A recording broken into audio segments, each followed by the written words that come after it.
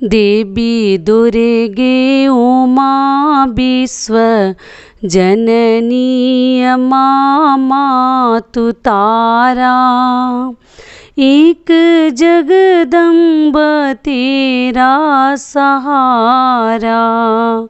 नमस्कार दोस्तों, मैं हूं ममता तिवारी और आप सभी का स्वागत करती हूं मेरे चैनल ममताज वे में। कैसे हैं आप सब? तो ये बताने के लिए कमेंट बॉक्स में जय माता दी हमेशा की तरह ज़रूर लिखिए। तो चलिए दोस्तों, आज हम इस वीडियो में जानेंगे विसर्जन के कुछ नियम कि हम अपने घर में कलश विसर्जन करें या ना करें। क्या कलश को विसर्जन करना शुभ होता है या उसको घर में रखना शुभ होता है? ज्वारों का क्या करें, नारियल का क्या करें, उसके लिए मैं वीडियो ऑलरेडी बना चुकी हूँ और अपलोड भी कर चुकी हूँ, तो आप चाहें तो चेकआउट कर सकते हैं। तो इन सभी महत्वपूर्ण बातों को हम इस वीडियो में जानेंगे, तो आप बने रहिए मेरे साथ मेरे चैनल पर। अगर आपको मेरा वीडियो पसंद आता है तो प्लीज़ आप मेरे चैनल को सब्सक्राइब कर दीजिएगा, बेल आइकन को प्रेस कर दीजिएगा, जिससे मेरे वीडियो के नए नोटिफिकेशन आप लोगों के पास सबसे पहले पहुंचे। तो चलिए शुरू करते हैं। तो दोस्तों, मैं आपको बता दूं कि विसर्जन तो हम दशमी के दिन करते हैं और दशमी को हम विसर्जन करते हैं। तो इस साल दशमी जो है 15 अक्टूबर को पड़ा है, तो 15 अक्टूबर को ही हमें विसर्जन करनी है।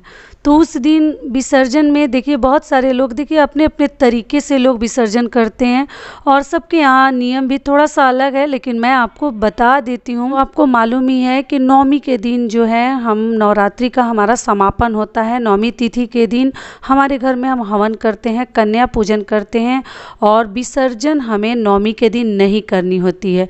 बस उस दिन हम कलश को थोड़ा सा हिला देते हैं, यही नियम विधि है।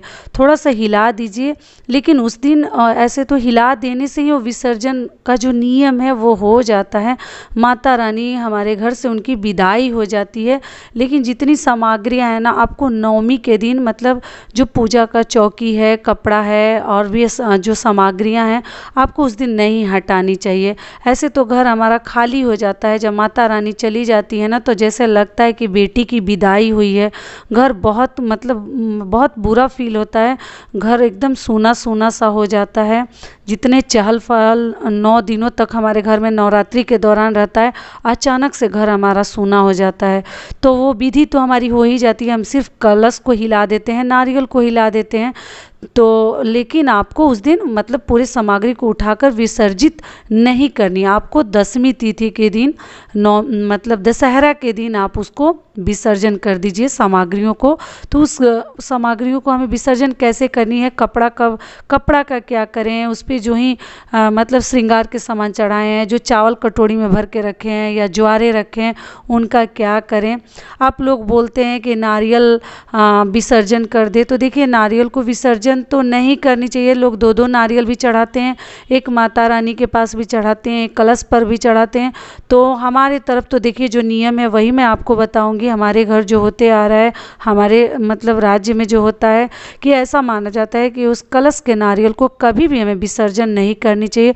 वो माता का प्रसाद होता है, उसे हमें अपने आंचल में लेकर आंचल का वो प्रसाद हमें पूरे परिवार के साथ उसको खानी चाहिए। वो प्रसाद स्वरूप में सबको हमें वितरण करना चाहिए। तो इस प्रकार से हम कलश के नारियल का करते हैं। बाकी आपकी इच्छा है, आपको जो मतलब आपका दिल जो कहे आप वही कीजिए, जो आपके घर में नियम है। तो वो जो कपड़े होते हैं ना, जो भगवान को हम बिछाए रहते हैं, लाल कलर का वस्त्र, लाल रंग का, तो वो वस्त्र आप लोग पूछ रहे हैं उसका क्या करें। तो आप चाहें तो देखिए पंडित जी मिले तो वो सारी चीज़ें हम पंडित जी को दे देते हैं, ब्राह्मण को दे देते हैं। और जितने श्रृंगार के सामान हैं वो हम ब्राह्मणी के लिए मतलब वो सभी सामग्रियाँ दे देते हैं, कुछ अपने लिए भी रख लेते हैं। लेकिन ना अगर नहीं मिलते हैं तो उस कपड़े को आप ना अपने पूजा मंदिर में बिछा कर रख सकती हैं। साल भर तक ये सब चीज़ें अगर जतन रखें ना तो बड़ा हमारे लिए शुभ होता है। कलश वगैरह भी हमें ध्यान रखनी चाहिए कि हमसे टूटे ना। तो चलिए पूरी विधि हम जान लेते हैं कि कैसे करनी है। कि विसर्जन में आप लोग के सवाल भी थे कि क्या कलश को विसर्जन करना शुभ होता है, नारियल को विसर्जन कर दें। तो नारियल को भी विसर्जन नहीं करना है, वो तो मैं बता चुकी हूँ, फिर भी बता दे रही हूँ। और कलश को भी हमें विसर्जन नहीं करनी है। क्यों नहीं करनी है कि देखिए, कलश को ना ऐसा माना जाता है, वो किसी भी पूजा का कलश हो, या वो छठ पूजा का हो, या आपके घर में मतलब गृह प्रवेश का कलश हो, या आप नवरात्र का कलश हो, किसी प्रकार की पूजा का अगर आपके पास कलश हो तो उस कलश को हमें विसर्जन नहीं करनी चाहिए। उसको या वो शादी का कलश हो, जो हमारे घर में शादियां होती हैं तो उसमें कलश आते हैं, कलशा रखने के लिए कलश रखा जाता है, दो दो बड़े बड़े मिट्टी के, उन कलश को हमें विसर्जन नहीं करनी है। ऐसा माना जाता है कि कलश को हमें पूरे साल भर उसको बचा कर रखनी पड़ती है कि बच्चे तोड़े ना, फोड़े ना, किसी के हाथ पैर से ना लगे। उसको सेफ्टी के साथ कहीं छत के ऊपर, या घर में बहुत सारे लोग गांव में छज्जे निकले रहते हैं उस पर रख देते हैं, सेफ रखते हैं कि मतलब फूटे ना, क्योंकि उसको साल से पहले फूटना भी शुभ नहीं होता। ऐसे फूट गया तो कोई बात नहीं, लेकिन थोड़ा सा बचा कर रखिएगा। तो ठीक उसी प्रकार नवरात्रि का कलश भी हमें विसर्जन नहीं करना है। उस कलश को आप अपने किचन में, रसोई घर में, आप चाहें तो उसमें चावल भर के भी रख सकती हैं, इस्तेमाल कर सकती हैं, क्योंकि ना एक साल तक सुरक्षित रखना कलश को हमारे लिए बहुत अति शुभ होता है। तो आप कभी भी कलश को विसर्जन मत कीजिए। अगर लोटे का आपने कलश रखा है तब तो कोई बात ही नहीं है, उसको तो आप विसर्जन ऐसे भी नहीं कीजिएगा। लेकिन अगर मिट्टी का घड़े का आपने कलश रखा हुआ है, ऐसे तो लोग अधिकतर मिट्टी के ही मतलब बर्तन पात्र में ही कलश रखते हैं, तो उसको बिल्कुल विसर्जन मत कीजिए। साल भर तक बचा कर रखिए, उसके आगे भी बचे तो अच्छी बात है, लेकिन एक साल तक उसमें चावल वगैरह भर के आप अपने रसोई घर में रखिए कि माँ अन्नपूर्णा की कृपा आपके ऊपर बनी रहे और माता दुर्गा की। तो ये हो गया हमारा पहला नियम कि आपको कलश विसर्जन नहीं करना है। दूसरी बात क्या है कि ज्वारे भी हमें विसर्जन करनी है। तो ज्वारों को आपको क्या करनी है कि जब ज्वारे उसमें से निकाल कर अपने जितने परिवार है, फैमिली मेम्बर्स हैं, सभी को अपने कान के ऊपर ना ऐसे चढ़ा लेनी है, लगा लेनी है, और उस ज्वारों को आप अपने मतलब अलमीरा में, बक्से में थोड़ा थोड़ा लेकर डाल दीजिए। उससे भी माना जाता है कि हमारे घर में सुख समृद्धि और माता का आशीर्वाद पूरे साल रहता है और हमेशा सदैव बना रहता है। तो आप उस प्रकार से ज्वारों को, बच्चे चाहें तो अपने किताब में भी रख सकते हैं, बड़ा ही शुभ होता है ज्वारों को रखना संभाल कर। बाकी जो ज्वारे बचे उसको आप विसर्जन कर सकते हैं। तीसरी बात क्या हो गई कि कलश के पानी का क्या करें, आप लोग का सवाल भी था। तो कलश के पानी को, बाकी जो पानी है उसको तो हम कहीं सही जगह पे जहाँ पैर न पड़े गिरा देंगे, लेकिन जो थोड़े बहुत उसमें जल है उसको आम के पत्ते के सहारे आप पूरे घर में छिड़काव कर दीजिए, छींट दीजिए। एक एक कोना पर भी ले जाकर उसको पूरा छींट दीजिए, बड़ा शुभ होता है हमारे घर में। उस कलश में बहुत अधिक शक्ति आ जाती है। और उस कलश के नारियल में, तो नारियल भी मैं आपको बता चुकी हूँ कि विसर्जन नहीं करना है, और ना वो पंडित जी को हमें दान स्वरूप देनी है। उस नारियल को हमें पूरे परिवार के साथ प्रसाद के रूप में हमें ग्रहण करनी है। तो आगे से आप ध्यान रखिएगा, नारियल को इस प्रकार से खा लीजिएगा, और आंचल में अपने पंडित जी से या घर के पुरुष से अपने आंचल में उसको प्रसाद के स्वरूप में ले लीजिएगा। तो थोड़ा सा मैं बता दी, क्योंकि मैं बता चुकी हूँ फिर भी बता दी। तो ये हो गई हमारी तीसरी बात।